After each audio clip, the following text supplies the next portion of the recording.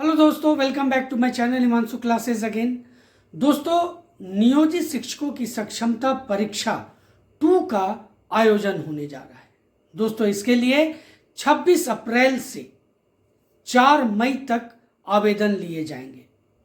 दोस्तों, जो भी नियोजित शिक्षक सक्षमता परीक्षा 1 का फॉर्म किसी कारणवश फिल नहीं किए, उनके लिए एक अपॉर्चुनिटी है जो इस सक्षमता परीक्षा के फॉर्म को फिल करके सक्षमता परीक्षा दे करके विशिष्ट शिक्षक नियमावली के तहत विशिष्ट शिक्षक बन सकते हैं। इसमें किसी भी तरह का कोई बदलाव नहीं है। जो नियोजित शिक्षक सक्षमता परीक्षा 1 में जिस तरह से आवेदन की प्रक्रिया से गुजरे थे, उसी तरह से आवेदन की प्रक्रिया दोस्तों सक्षमता परीक्षा 2 में भी है।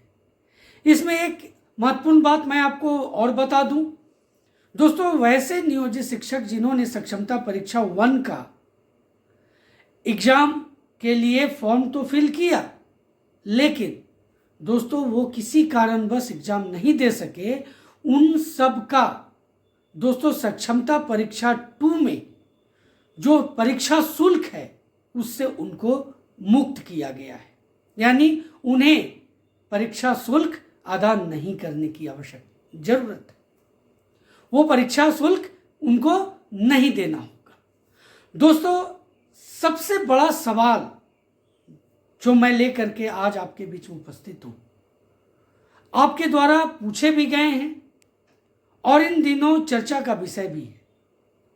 दोस्तों, क्या है? सबसे पहला सवाल है दोस्तों, क्या सक्षमता परीक्षा 2 में बैठने वाले नियोजित शिक्षक सक्षमता परीक्षा 1 के सफल नियोजित शिक्षकों से जूनियर हो जाएंगे?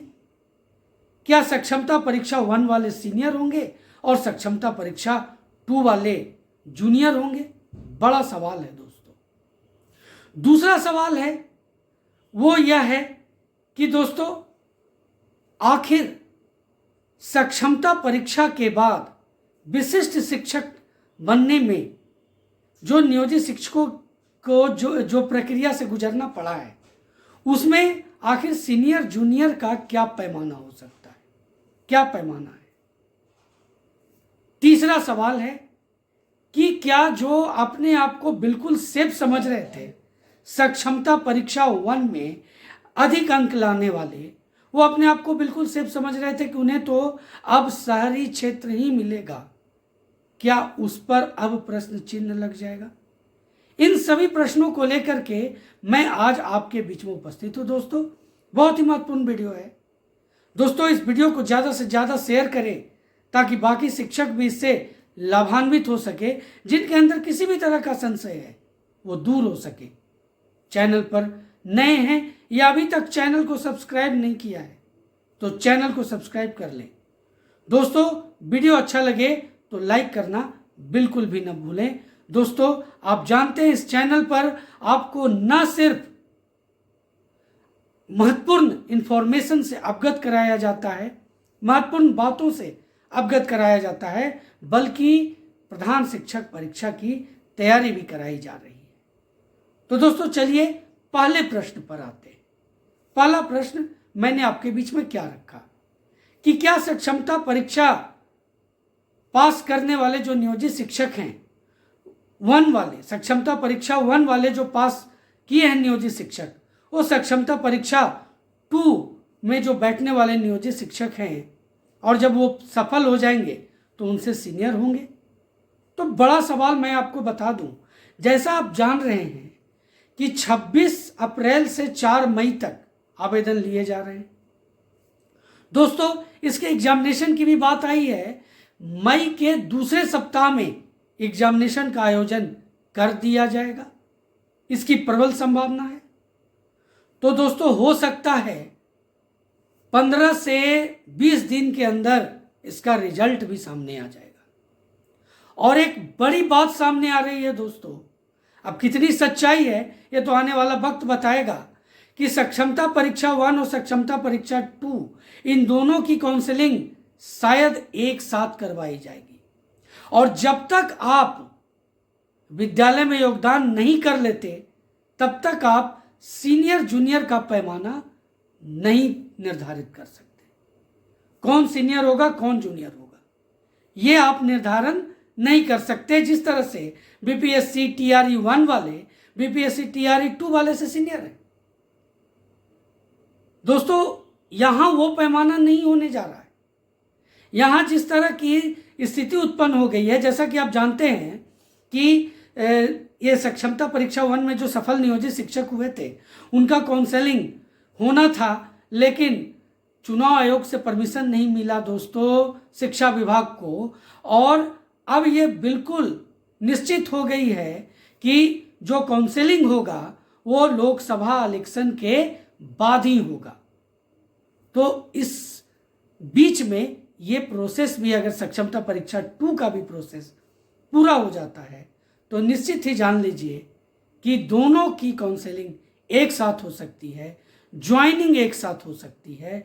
इसलिए जो सक्षमता परीक्षा 2 में बैठने वाले नियोजित शिक्षक हैं उनको मैं ये आश्वस्त करना चाहता हूं कि वो बिल्कुल न समझें कि सक्षमता परीक्षा 1 दे करके जो आज सफल बैठे नियोजित शिक्षक हैं, विशिष्ट शिक्षक बनने के लिए तैयार हैं, काउंसलिंग कराने को लेकर के उत्सुक हैं, उनसे वो जूनियर होने वाले हैं, बिल्कुल नहीं। तो दूसरा प्रश्न मेरा यहाँ पर आता है, वो है दोस्तों कि आखिर सीनियर और जूनियर का पैमाना क्या हुआ। तो जैसा कि आप बीपीएससी टीआरई 1 टीआरई 2 में देखे कि जो अंक था, अंक के आधार पर सीनियर और जूनियर का पैमाना निर्धारित किया गया था दोस्तों। जिसका अधिक अंक है वो सीनियर, जिसका कम अंक है वो जूनियर। तो यहां भी वो पैमाना निर्धारित हो सकता है, इसमें कोई दो राय नहीं है। और साथ यही होगा क्योंकि दोस्तों शिक्षा विभाग ने सिर्फ वेतन संरक्षण का लाभ दिया है विशिष्ट शिक्षक नियमावली के अंतर्गत। दोस्तों सिर्फ वेतन संरक्षण का लाभ, ना कि सेवा निरंतरता का लाभ। जब सेवा निरंतरता का लाभ नहीं मिला है तो सीनियर और जूनियर का जो निर्धारण होगा वो अंक के आधार पर होगा। तो तीसरा जो मेरा प्रश्न है इसी से जुड़ा हुआ है वो यह है कि जो सक्षमता परीक्षा 1 में जिनका मोर देन 100 मार्क्स था, 110, 120, 130, इस तरह से जो था, वो बिल्कुल ये समझ रहे थे कि उनका शहर का जो टॉप मोस्ट जगह है उस जगह पर ही उनकी पोस्टिंग हो जाएगी, वो बिल्कुल आश्वस्त थे।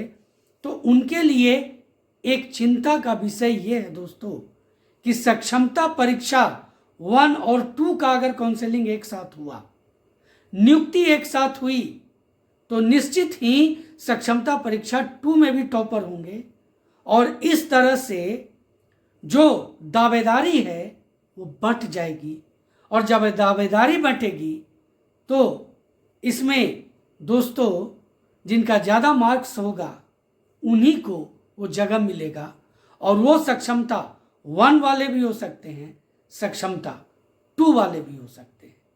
इसलिए मैं सक्षमता परीक्षा 2 में जो आवेदन करने जा रहे हैं, जो एग्ज़ाम देने जा रहे हैं, उनसे मैं ये बिल्कुल स्पष्ट कहना चाहता हूँ कि वो बिल्कुल इस दुविधा में न रहें कि वो सक्षमता परीक्षा 1 वाले से जूनियर हो जाएंगे।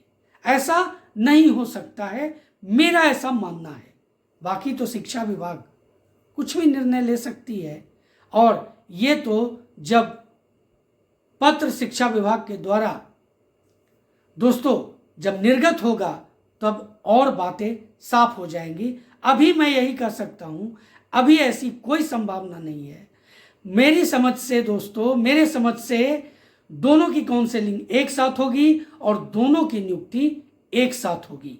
सीनियर जूनियर का पैमाना मैंने आपको बीपीएससी टीआरई 1 टीआरई 2 के तहत बताया, हो सकता है उसको फॉलो किया जाए। अगर वहाँ भी बराबरी होगी तो फिर जो और निर्धारण है, ट्रेनिंग का निर्धारण, ट्रेनिंग किनका पहले है, उसके बाद फिर उम्र का निर्धारण, तो इस तरह से दोस्तों सीनियर जूनियर का हिसाब किताब होगा। ऐसा कुछ नहीं है, अगर एक साथ काउंसलिंग हो जाती है तो सीनियर जूनियर का किसी तरह का ऐसा पैमाना नहीं होगा कि सक्षमता परीक्षा 1 देने वाले सीनियर और सक्षमता परीक्षा 2 देने वाले जूनियर, क्योंकि एक स्पेस है शिक्षा विभाग के पास जिसमें सक्षमता परीक्षा 2 को ऑर्गेनाइज कर सकती है शिक्षा विभाग, BSEB, और रिजल्ट जारी कर सकती है। और दोस्तों आप जानते हैं कि काउंसलिंग की तिथि का निर्धारण तो शिक्षा विभाग के हाथ में है और वो दोनों एक साथ भी करा सकती है। तो ये कुछ महत्वपूर्ण बातें थी जिसको लेकर के मैं आज आपके बीच में उपस्थित हुआ। दोस्तों आपको वीडियो कैसा लगा जरूर कमेंट करें। चैनल पर नए हैं या अभी तक चैनल को सब्सक्राइब नहीं किया है तो चैनल को सब्सक्राइब कर लें।